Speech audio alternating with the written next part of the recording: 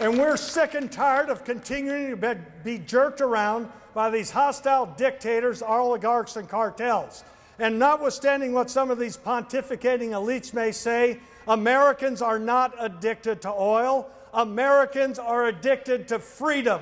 The freedom and independence to go where and when we want, and we should keep that freedom.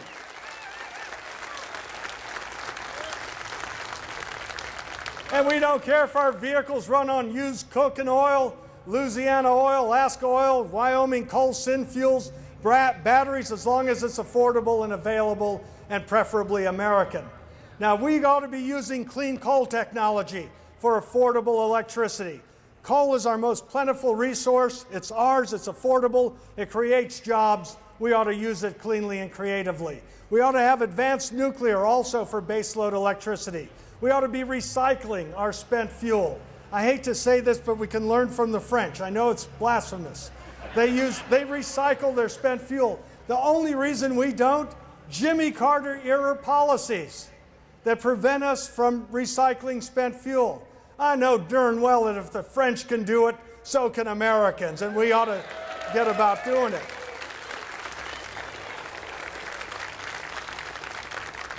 And for 7 years I've been arguing, and I know a lot of others have been advocating too, that Virginia ought to be able to explore for oil and gas off our coast. And when gasoline prices got over $4 a gallon a couple years ago, the moratorium expired. They've been dragging their feet up in Washington. And my friends, it makes absolutely no sense that we see 50 miles off the coast of Florida that the Castro brothers, along with China and Russia, are drilling for oil. And then last year, our money, our government up there lent over $2 billion to the state-owned oil company of Brazil for them to drill for oil and gas off their coast. And meanwhile, these cockeyed policies are depriving us in Virginia from doing it. We ought to be allowed to drill and explore safely for oil and gas off our coast, and Bob McDonald's right, we ought to get 37.5% of those royalties for roads and transportation in Virginia. We'd rather be getting oil from Virginia than Venezuela.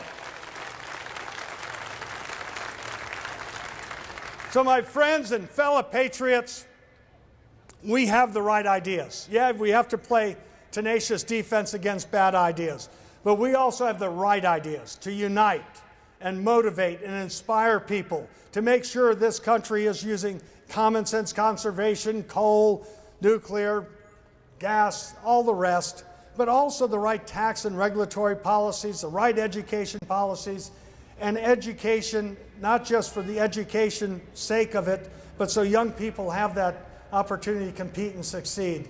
And when we're talking about health care or anything else, Americans don't need limits. We don't need dictates or mandates. What we want is freedom, an opportunity to have affordable, personalized, and portable health care rather than having to be dependent on distant bureaucrats in Washington.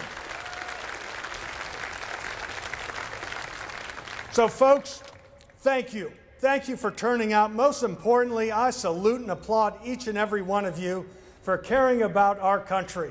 We're not going to take it. We're not going to say that those folks in Washington have all the answers, because we know that the common sense is here in Virginia, and particularly in the wholesome Shenandoah Valley of Virginia.